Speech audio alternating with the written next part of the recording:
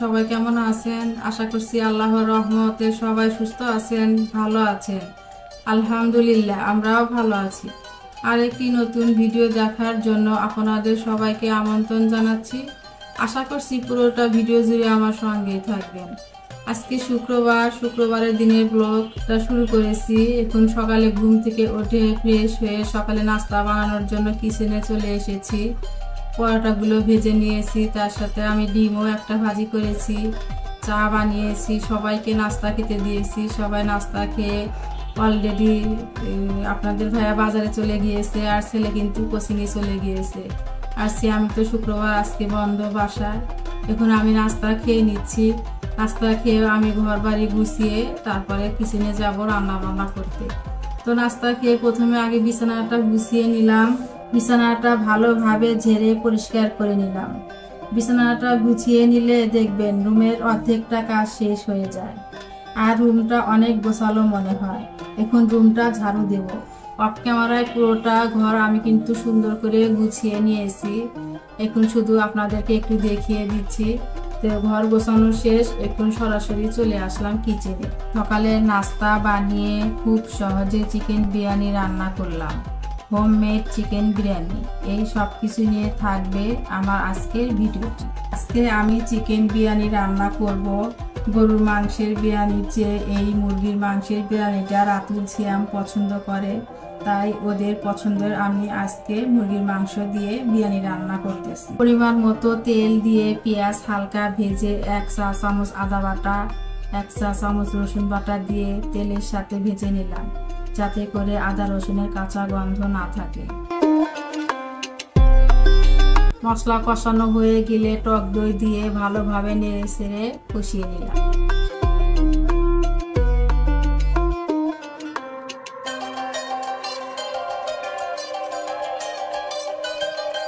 তারপর রাঁধুনি বিরিয়ানি মশলা দিয়ে ভালোভাবে কষিয়ে নিয়ে মুরগির মাংসটা নেড়ে চেড়ে মিশিয়ে নিলাম।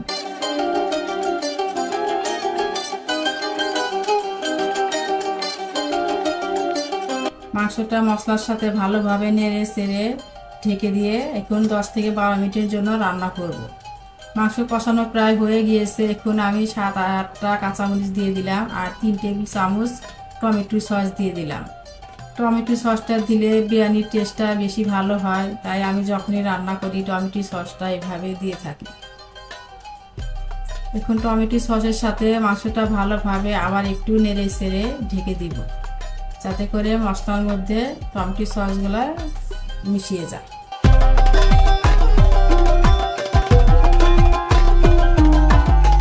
চিকেনটা প্রায় হয়ে গেছে। আমি 1 কেজি চিনি গুঁড়া চালটা নিয়েছি। চালটা ধোয়ার সময় খুব ভালো করে কষলে ধুয়ে নিলাম। একদম পরিষ্কার পানি না বের হওয়া পর্যন্ত ধুয়ে নিলাম। চালটা ধুয়ে আমি পানি ঝরিয়ে শুকনো করে নিয়েছি। আপনারা যারা আমার ভিডিওটি দেখছেন, প্লিজ আমার ভিডিওতে একটি লাইক করে দেবেন।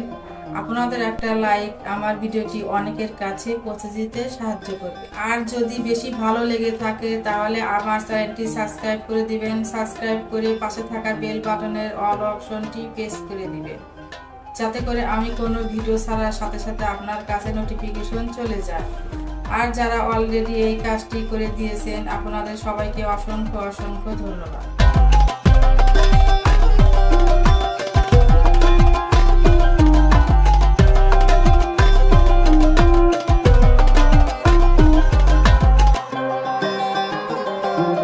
চালটা যখন খুব ভালো মতো ভাজা হয়ে গিয়েছে, সেই পর্যায়ে এসে আমি পানি দিয়ে দিচ্ছি। চাল যা নিয়েছি তার ডাবল পরিমাণ পানি দিয়েছি।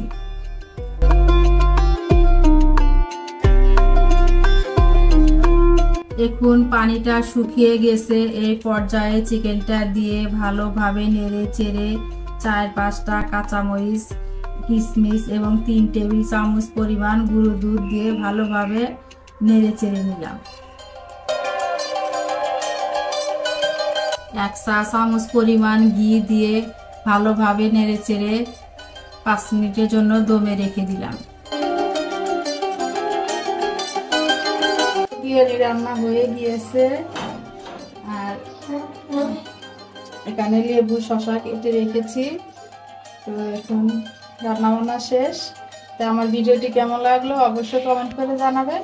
আপনাদের একটা কমেন্ট আমার ভিডিও করতে অনেক উৎসাহ করে। আজ এখানে বিদায় নিচ্ছি। সবাই ভালো থাকুন, সুস্থ থাকুন। আল্লাহ হাফেজ। আসসালামু আলাইকুম।